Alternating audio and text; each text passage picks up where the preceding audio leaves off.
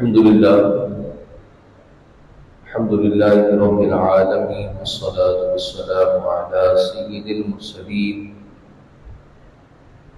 أجمل الأجملين أكمل الأكملين، وعلى آله الطيبين وأصحابه الطاهرين إلى يوم الدين. قال الله تعالى في القرآن: إن مع العسر يسرا فإن مع العسر يسرا. صدق الله العظيم. وقال الله تعالى في شأن حبيبه الكريم: إن الله وملائكته يصلون على النبي يا أيها الذين آمنوا صلوا عليه وسلموا تسليما.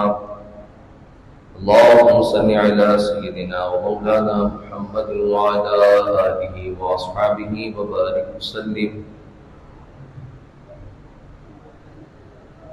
مولاي صل وسلم دائما أبدا على حبيبك خير الخلق كلهم، هو الحبيب الذي ترجى شفاعته بكل حول من الأحوال مقتحم. يا رب بالمصطفى بلغ مقاصدنا واغفر لنا ما مضى يا واسع الكرم. ثم الرضا عن أبي بكر وعن عمر وعن علي وعن عثمان ذي الكرم. لا إله إلا أنت سبحانك إني كنت من الظالمين. سبحان ربك رب العزة عما يصفون، وسلام على المرسلين، والحمد لله رب العالمين.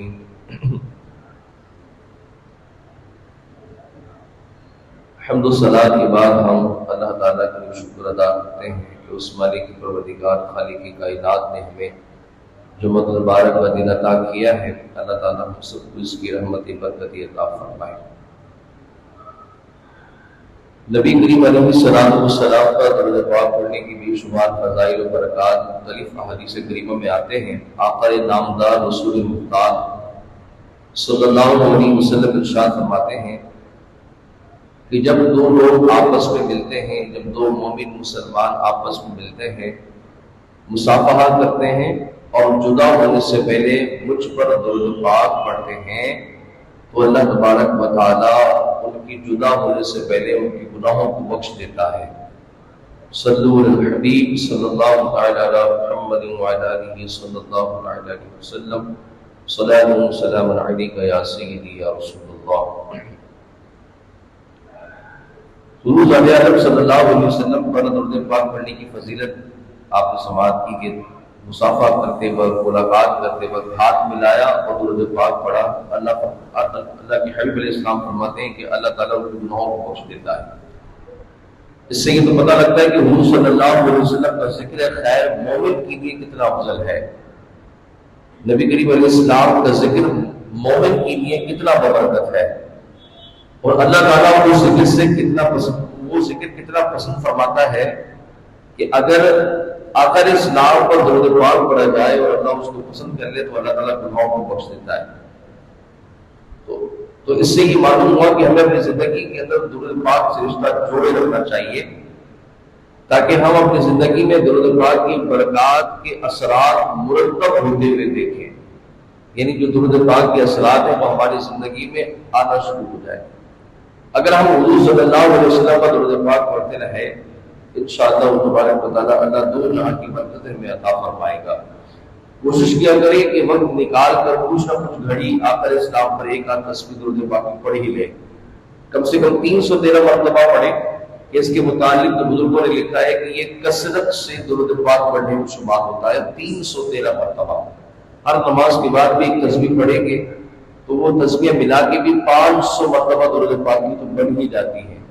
اور اگر ہر نماز کے بعد 2 تسبیح پڑھی جائے تو روزانہ کی بنیاد پر 1000 مرتبہ درود پاک پڑھا گیا.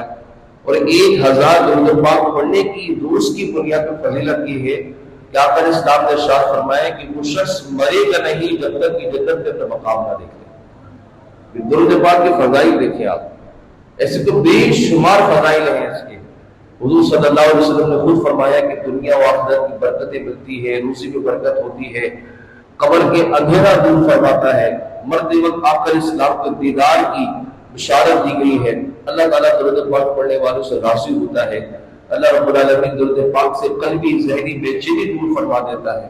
اللہ رب العالمین درود پاک کی مٹھاس سے زبان کو شیریں کر دیتا ہے۔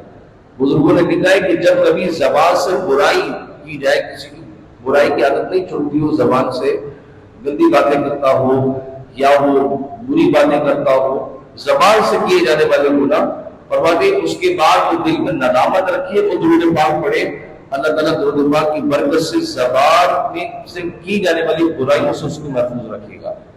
عموماً ہمارے ایسا ہوتا ہے فضول بات کر دیتے ہیں، فضول بات کرنے کے بعد آپ کو پتہ لگے کہ میں نے یہ کیسی بات کی ہے کہ جس کا نہ دنیا کا نہ دین کا کوئی فائدہ ہے، اب یہ فضول بات ہو چکی ہے، تو اس کے فوراً بعد آپ درود پاک پڑھ لیں، اللہ تعالیٰ اس کی برکت سے وہ جو فضول ہوئے کی عادت ہے وہ چھڑا دے گا۔ بس ہمیں کوشش کی ضرورت ہے، ہم چاہتے ہیں کہ ہم نیک بن جائیں، ہم اس چیز کا ارادہ رکھتے ہیں کہ ہمیں نیکیاں کرنی ہے، نیک بننا ہے، بس کوشش نہیں کر پاتے ہیں۔ تو کوشش کے لیے اپنی زندگی کو درود پاک سے جوڑ کے رکھیں۔ بچوں کے آگے ذکر کرتے گئے آپ علیہ السلام کا، آج اس ذکر کی بڑی ضرورت ہے۔ میں نے پہلے بھی آپ کو یہ بات بتا چکا ہوں کہ عالمی طور پہ اگر کوئی ذات کو نشانہ اگر بنایا جا رہا ہے پوری دنیا میں، کسی ایک چیز کو اگر نشانہ بنایا جا رہا ہے، پہلے تو یہ کہ اسلام سری سے ختم ہو جائے، اور مسلمانوں کی تباہی کے نتائج میں مسلمانوں کو تباہ کرنے کے لیے انہوں نے حضور صلی اللہ علیہ وسلم کے ذکر پاک کو مٹانے کی کوششیں شروع کر دی ہیں۔ حضور جان عالم صلی اللہ علیہ وآلہ وسلم کے ذکر خیر کو دبانے کی کوششیں کی جاتی ہیں، کبھی خاکی بنائے جاتے ہیں، کبھی عالمی طور پہ حضور جان عالم صلی اللہ علیہ وسلم کی کردار کشی کی، نعوذ باللہ توہین، سب گستاخی کی جاتی ہے۔ تو آپ یہ دیکھیں کہ حضور جان عالم صلی اللہ علیہ وسلم ہی کی ذات کریمہ ہے کہ جس نے پورے عالم اسلام کو فی الوقت جوڑ کے رکھا ہے، کیونکہ یہ کڑی کی معلوم ہے۔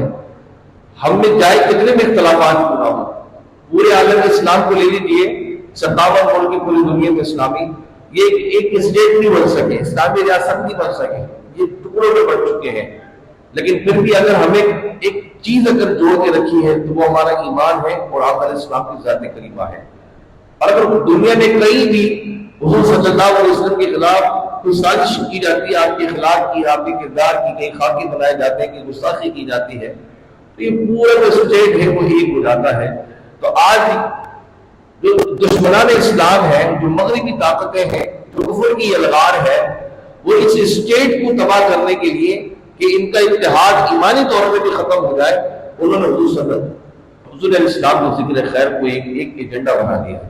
اگر ہم اپنے بچوں کے آگے نبی علیہ السلام کا ذکر کریں گے، بار بار درود پاک پڑھیں گے، حضور علیہ السلام کی سیرت پڑھیں گے، حضور کے اخلاق پر عمل کریں گے، بچوں کو تربیت دیں گے، بیٹا پانی ایسے پیا جائے، بیٹھا ایسا جائے، بات ایسے کی جائے، تکلم ایسے کیا جائے، تو حضور صلی اللہ علیہ وسلم کا ذکر بچوں کے سینوں میں داخل ہوگا تو اللہ تعالیٰ ان کے سینوں کو کشادہ بھی کرے گا، ان کے سینوں کو نرم کر دے گا۔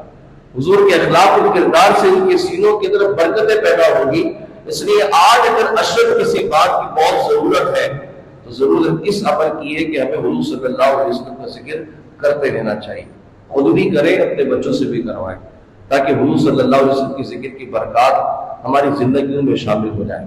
آج ہماری زندگی میں ایک عجیب سا سمجھیے کہ بے رنگی پائی جا رہی، تصویر تو بن رہی ہے لیکن اس میں رنگ نہیں ہے۔ جس طرح تصویر بنانے کے بعد وہ رنگ سے خالی ہوتی ہے اور بد مزہ سا، بد مزاج اور سمجھیے کہ ایک آنکھوں کو نہ بھانے والی لگتی ہے، شاید ہماری زندگی ایسی ہو چکی ہے۔ اللہ تعالیٰ نے قدرت نے ہماری زندگی کو بڑا سنوار کے دیا، اپنے زندگی میں جو خود رنگ بھرنے تھے نا، اللہ کے ذکر کے ذریعے، اعمال کے ذریعے، نیکیوں کے ذریعے، اخلاق کے ذریعے، کردار کے ذریعے، اپنے اس تصویر کے اندر وہ رنگوں سے اپنی تصویر کو خالی کر دیا ہے۔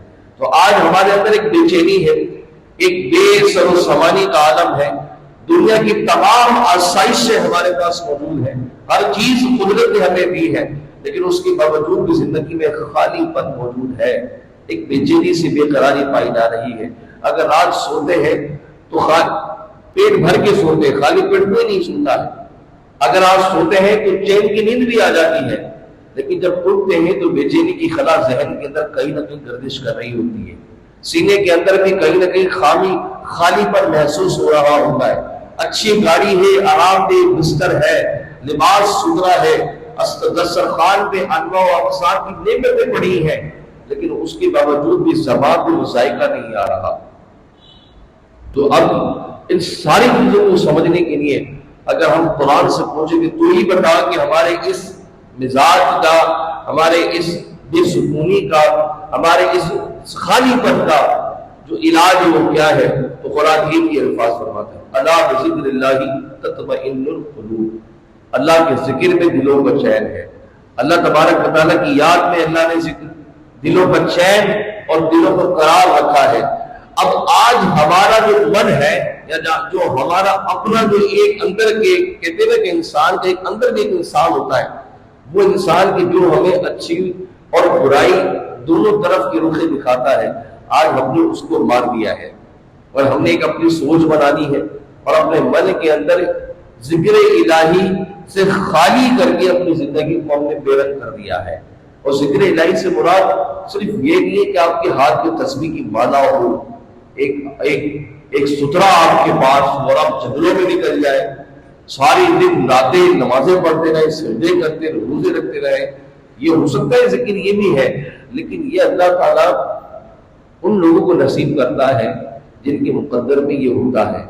ہم اور آپ دنیا میں آئے ہیں تو دنیا میں بہت ساری چیزیں ہمارے ساتھ جڑی ہیں، رشتے جڑے ہیں، تقاضے جڑے ہیں، سماج اور معاشرہ جڑا ہے، تو یہ کوئی بھی سمجھدار انسان یہ نہیں کرے گا کہ بغل مسئلہ دبائے تصویری پی اونچوں کو چھوڑ کے چلا گیا۔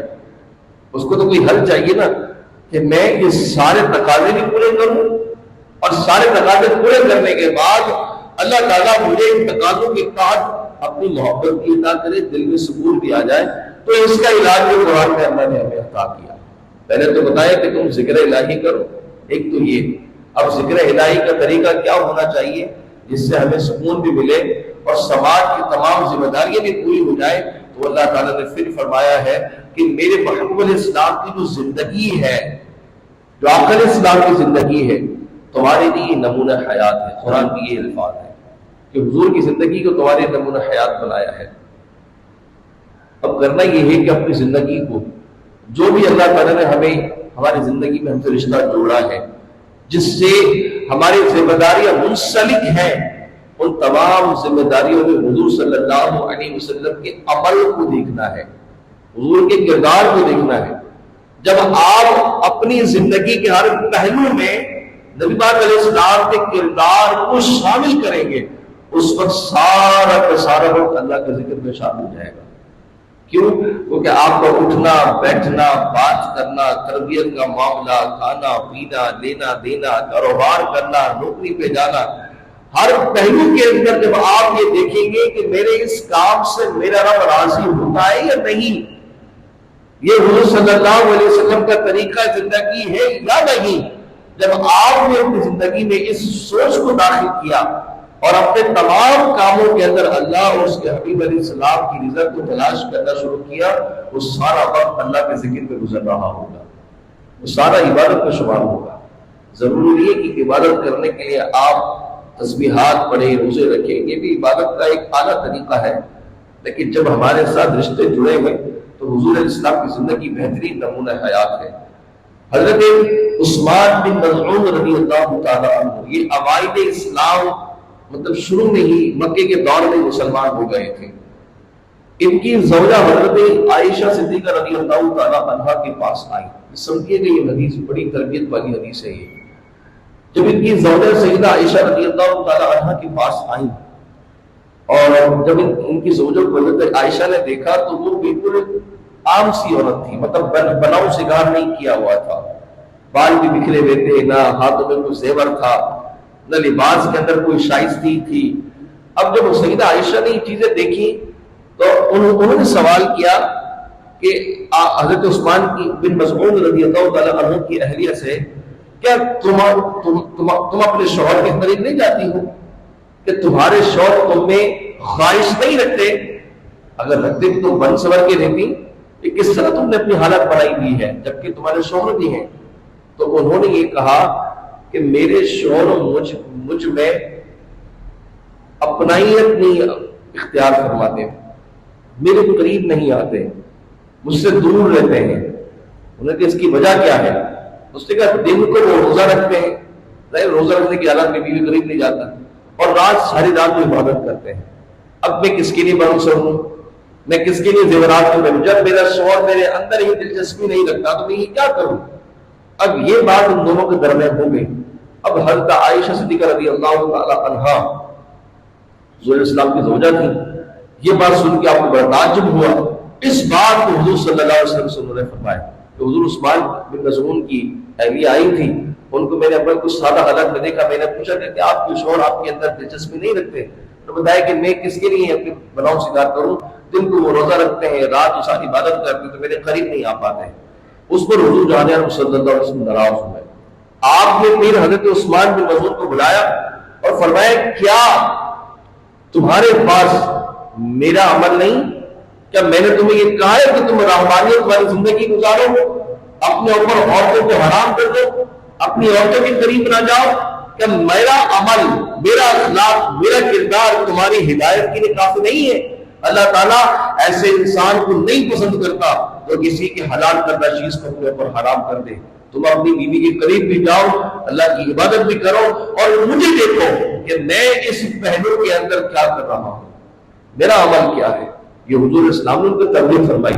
حالانکہ آقا علیہ السلام اللہ تعالیٰ کے سب سے بڑے عبادت گزار، اللہ کے سب سے زیادہ ذکر کرنے والے نبی علیہ السلام، اللہ کے سب سے زیادہ قریب، لیکن اس کے باوجود محمود کریم علیہ السلام نے بیک وقت 4 ازواج سے زیادہ ازواج بن کے دکھایا. وہ سب سنبھلتی تھی، بنتی تھی اپنے حضور اسلام کے لیے. آقا علیہ السلام اللہ کا ذکر بھی کرتے، اللہ کی یاد بھی کرتے، لیکن ان کی جو ذمہ داریاں ہوتی تھی ازدواجی، وہ بھی پوری کیا کرتے تھے. اس سے پتہ لگا کہ نبی پاک علیہ السلام کی زندگی کا پہلو یہی ہے کہ اپنی زندگی میں جب آپ آقا علیہ السلام کے کردار کو، اخلاق کو داخل کریں گے تو وہ سارا کا سارا اللہ کے وقت میں گزرنا شروع ہو جائے گا. ہمارا یہ ذہن بنا ہے کہ اگر ہم مولویت کی طرف چلے گئے، اگر ہم دینداری کی طرف چلے گئے، دنیاوی اور سماجی ذمہ داریاں ہم پوری نہیں کر پائیں گے. کیوں؟ کیونکہ مولوی جو ہوتے ہیں وہ نمازوں میں لگا دیتے ہیں، وہ تسبیح میں لگا دیتے ہیں، وہ روزوں میں لگا دیتے ہیں، ہماری اپنی خواہشات مر جاتی ہیں. ایسا ہمارا ذہن بن چکا ہے، ایسے ہمارے ذہن میں خیالات آتے ہیں. آج یقین سے بات کر رہا ہوں، جتنی سکون کی زندگی علماء حضرات جی رہے ہیں، جتنی سکون کی زندگی وہ حضرات کہ جن کا تعلق دین پڑھنا پڑھانا ہے، شاید اس سکون کی زندگی تک کروڑ پتی پہنچ بھی نہ پائے، ارب پتی نہ پہنچ پائے. جو 15-20 ہزار کی نوکری کر کے لوگوں کو صرف قرآن پڑھا رہا ہو، صرف اذان دے رہا ہو، صرف نمازیں پڑھا رہا ہو، عالم ہو، حافظ ہو، جو سکون کی زندگی یہ گزار رہے ہیں نا، آج قسم خدا کی اس معاشرے کے اندر، اس بے چینی بھرے معاشرے کے اندر، وہ ارب پتی، وہ کروڑ پتی جو مہنگے مہنگے بستروں پر ایسی اور بڑے بڑے جو ہے نا محل نما قبروں میں سو رہا ہے، وہ سکون کی زندگی کو نہیں پہنچ سکتا. اس کی اصل وجہ کیا ہے کہ ان کی اس کم کمائی کے اندر بھی بھلے دنیا کی آسائش نہیں ہے، لیکن اللہ کے ذکر کی وہ جو راحت ان کی قلب میں اتر رہی ہے، سینے میں اتر رہی ہے، وہ اللہ ان کو عطا کر رہا ہے. اور اتنا دنیا اور دولت ہونے کے باوجود بھی اگر سکون نہ ہو، اتنی دولت ہونے کے باوجود بھی، آسائش ہونے کے باوجود بھی زندگی کے اندر خالی پن موجود ہو، تو آپ مجھے بتائیں ایسی دولت کا فائدہ کیا جو آپ کو نیند بھی نہ دلوا سکتی ہو. پلس کھانا پڑتی ہے، لوگوں کو دوائی کھانا پڑتی ہے. پیسے نہ ہو تو بے چینی، پیسے ہو تو بے چینی، پیسے نہیں ہیں تو کمائے کے بجائے کی بے چینی، پیسے ہیں سنبھالے کے بجائے پھر بے چینی. اور جس نے صرف اپنے زندگی کا مقصد اللہ اس کے رسول کی رضا بنائی ہو، انہیں اس چیز کا سکون نہیں ہوتا. آج اس معاشرے کے اندر آپ دیکھیں، سب کے خرچے چل رہے ہیں، وہ ہر بندہ اپنی مزاج، اپنی حیثیت کے مطابق خرچہ کر رہا ہے، لیکن جو وہ طبقہ جو دین پڑھاتا ہے وہ اپنے مزاج کے لحاظ سے اپنی خوشیوں کو اکٹھا کر رہا ہے. لیکن کیوں؟ فرق یہ ہے کہ ان کے پاس ساری دولت ہے، ان کے پاس نہیں. فرق یہ کہ ان کے پاس سکون نہیں، ان کے پاس سکون ہے. آپ کی زندگی دیکھ سکتے ہیں، بشرط یہ ہے کہ دین کو اپنانا پڑے گا. آپ کا دین آپ سے دنیا تھوڑی چھین رہا ہے. وہ تو یہ کہہ رہے ہیں کہ اپنے دنیا کو سنوارنے کی کوشش کیجیے. کس سے؟ اللہ اس کے رسول کے ذکر سے سنوارنے کی کوشش کیجیے، اللہ اس کے رسول کی یاد میں سنوارنے کی کوشش کیجیے. آپ یہ سمجھتے ہیں کہ آپ کا بیٹا علماء کے پاس جائے گا تو مولوی بن جائے گا، داڑھی رکھے گا تو مولوی بن جائے گا؟ اچھی بات ہے بھائی، داڑھی رکھے گا مولوی بنے گا، یہ اچھی بات ہے، علماء کے پاس جا رہے اچھی بات ہے، امام کے پاس بیٹھتا ہے اچھی بات ہے، نمازیں پڑھنے لگا یہ بہت اچھی بات ہے۔ کیوں؟ کیونکہ مرنے کے بعد اس کی نمازیں، اس کی دعا ہی آپ کے کام آنی ہے۔ وہ تعلیم و تربیت، وہ پیسہ جو آپ نے اس کے اوپر خرچ کیا ہے وہ سب کام نہیں آئے گا۔ کام یہی آئے گا کہ آپ کا بیٹا مرنے کے بعد اپنے ہاتھوں سے آپ کو غسل دے۔ کام یہ آئے گا کہ آپ کا بیٹا، آپ کی اولاد جو آپ کی بیٹی ہے، وہ مرنے کے بعد اپنے ہاتھوں سے اپنی ماں کو غسل دے۔ یہ کام یہ آئے گا۔ لیکن آج ہم کیا کہتے ہیں؟ ڈر جاتے ہیں، میرا بچہ ایسا کرنے لگا ہے، ماں بھی فکر مند ہو جاتی ہے، بڑی بڑی دیر مسجد میں بیٹھ رہا ہوتا ہے، خیر تو ہے، کہاں جا رہا ہے، کس سمت جا رہا ہے، یہ کدھر جانے لگا ہے؟ اور اس کی وجہ یہ ہوتی ہے کہ جب اولاد کو دینداری کی طرف لے کے نہیں آتے ہم، نتیجہ یہ نکلتا ہے کہ اولاد کے سینے کے اندر سختی پیدا ہو جاتی ہے، کیونکہ دنیا یہ متاع قلیل، اللہ فرماتا ہے یہ اللہ کے نزدیک حقیر چیز ہے، اتنی حقیر چیز ہے جو اس کو طلب کرنے کی کوشش کرے گا۔ بزرگوں نے لکھا ہے اس کی حسرت بڑھتی چلی جائے گی، دل کے اندر اتنا ہی دل سخت ہوتا جائے گا، اور جو اس سے جتنی دوری اختیار کرے گا اللہ تعالیٰ اس کو اس کے دور بھی رکھے گا، اس کا دل بھی نرم ہوتا جائے گا۔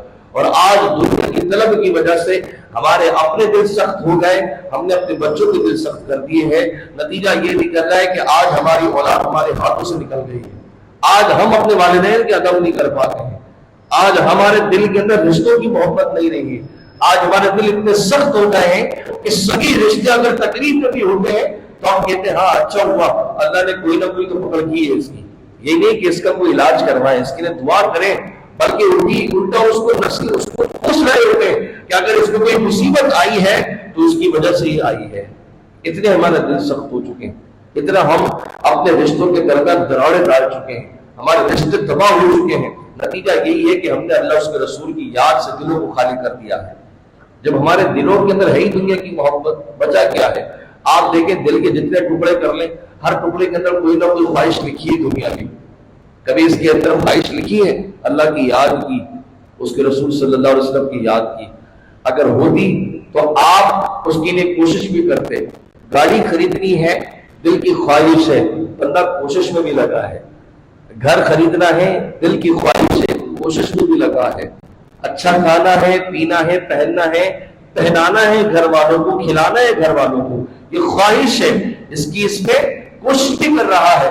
اگر دل میں یہ خواہش ہوتی کہ مجھے اپنے رب کی محبت کرنی ہے، اپنے نبی سے محبت کرنی ہے، تو اس کی کوشش بھی ہم کرتے ہیں۔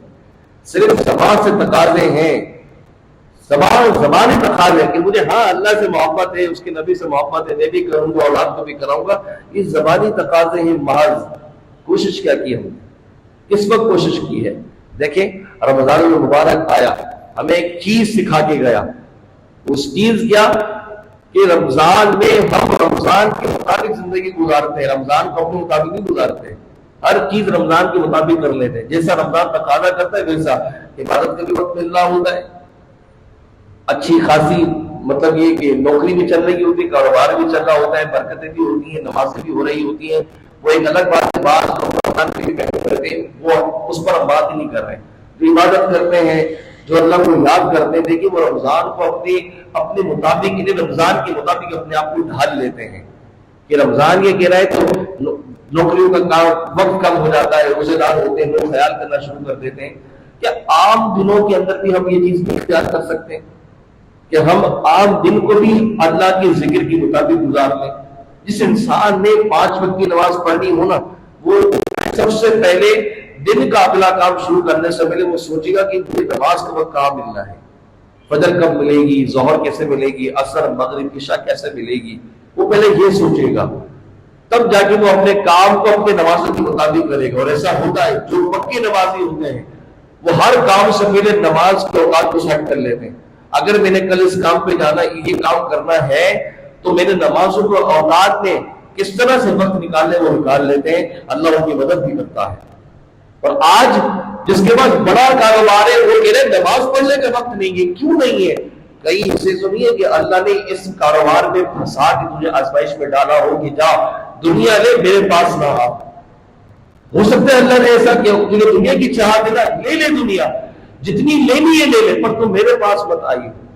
یہ بھی تو ہو سکتا ہے نا، نوکری اچھی کر رہے ہیں، بڑا وقت اچھا نوکری کا گزر رہا ہے، اچھے پیسے بھی مل رہے ہیں، کہ ایسا تو نہیں ہے اللہ تعالیٰ نے اس ذرا سی نوکری میں پھنسا کے کہا کہ تو اسی میں پھنسا ہے، تو میرے پاس نہ آ؟ یہ بھی تو ہو سکتا ہے نا۔ ہم کہتے ہیں نماز کے لیے وقت نہیں، ایسا نہیں ہے۔ کام کو کہو کہ نماز ہے، نماز کو نہیں کہو کہ کام ہے۔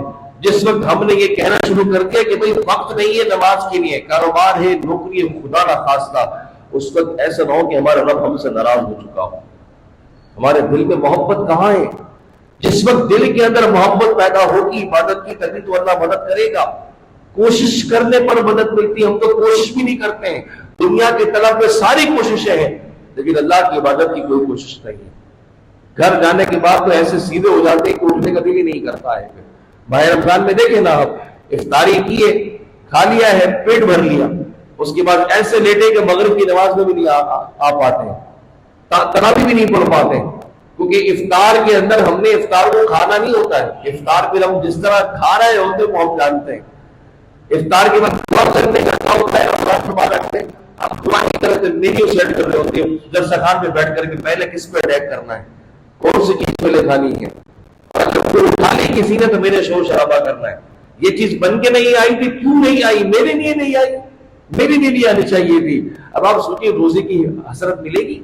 سارا دن تو آپ نے بس ایک فارمیلٹی پوری کی ہے۔ اصل روزہ تو یہ تھا کہ آپ کھجور اٹھاتے، پانی لیتے، نماز کو آ جاتے، اس کے بعد جا کے جو کھانا ہوتا وہ کھا لیتے، یا پھر تراویح کے بعد کھاتے۔ نہیں، فجر پہ سحری کے اندر اتنا پانی پی لیتے تھے، اتنا کھا لیتے تھے کہ فجر کی نماز میں نہیں آ پا رہے۔ وجہ اس کی کیا بنی؟ بھائی سحری کر رہے تھے اور کھایا تو پیٹ بھر کے وہیں لیٹے لیٹے وہیں سو کے فجر بھی گئی۔ یہ تو ہمارے روزوں کی عادت ہے۔ اب آپ سوچئے کہ جس وقت ہم کو اللہ کے قریب ہونا ہے، اس وقت کے اندر ہی ہم اس سے دوری اختیار کر لیں تو وہ قریب آنے کا راستہ دے گا؟ کبھی نہیں دے گا، وہ مزید دور کر دے گا۔ جاؤ دنیا میں ہی پھنسے رہو، تمہیں دنیا چاہیے، ہم نے دے دی ہے، قیامت میں آؤ گے تو میرا حصہ نہیں ہوگا۔ اس وقت سے ڈریے کہ جب قیامت اس کے سامنے کھڑے ہوں گے اور وہ کہے گا تو لایا کیا ہے میرے لیے، میں نے تجھے سب کچھ دیا تھا، تو کیا لایا ہے؟ کیا جواب دیں گے ہم؟ کتنی شرمندگی کی ہوگی کہ میرے رب نے مجھ پر اتنی عنایتیں کی اور میں اپنے رب کے لیے کچھ لے کے نہیں گیا۔ اس وقت کتنی حسرت ہوگی، اس وقت ہم کیا سوچیں گے؟ اس وقت سے ڈریے۔ اولاد دی بھی اللہ نے، اللہ کہے گا کہ میں نے اولاد بھی دی، چلو اولاد تو میرا جیسے میرے لیے لے کے آیا ہے، وہ ہم سے زیادہ خطرناک ہمارے بچے، وہ تو اور اس بات سے غافل ہوں گے، تو کیا ہم اللہ کو جواب دیں گے؟ تو قیامت میں یہ سوال ہونا ہے، اس کی تیاری ابھی سے کر لیں، اپنی عبادت کی طرف دیکھیں، یاد الہی کو اپنانے کی کوشش کیجیے، کچھ وقت اپنے رب کے لیے نکالیں، کوشش بھی کیجیے کہ مالک میں کوشش کر رہا ہوں تو میری مدد کر، کم از کم جو نماز شروع کی تھی رمضان میں خدا را اس کو پڑھتے رہیں، اتنا پڑھیں کہ اگلے رمضان تک آپ کی نمازیں کنٹینیوسلی چلتی رہیں۔ انشاءاللہ مجھے امید ہے کہ ایک سال نماز پڑھیں گے پھر نماز کی عادت چھوٹے گی نہیں، اگلے رمضان پھر کوئی اور نیکی شروع کر دیں گے، نہیں ابھی نماز شروع کر دیں، فجر عشاء کی نماز کی پابندی کریں۔ آقا علیہ السلام نے فرمایا کہ منافقوں پر یہ بھاری نماز ہوتی ہے، فجر اور عشاء، یہ پڑھ نہیں پاتے ہیں، کہیں ایسا تو نہیں کہ ہم بھی وہی صف میں آ گئے، 3 نمازیں تو دکان نوکری کے چکر میں پڑھ لیتے، 2 نمازیں نہ پڑھی جاتی ہوں۔ کوشش کیجیے تمام نمازیں جو ہم نے شروع کی تھی مسجد میں رمضان المبارک میں، وہ مسجد میں آ کے عبادت کریں، تاکہ نماز کی جو یہ برکات ہیں اللہ ہمیں اتنا عطا کرے کہ ہمیں سکون ملنا شروع ہو جائے، ہماری زندگی میں قرار آنا شروع ہو جائے، اس کو دیکھ کر ہمارے بچے بھی نمازی بن جائیں، کیا ہمارا ماحول ہی اچھا ہو جائے، نماز کی عادت بنانا شروع کیجیے۔ اللہ سے دعا کرتے ہیں باری اللہ ہم سب کا حامی و ناصر ہو۔ آخر دعوانا الحمدللہ رب العالمین۔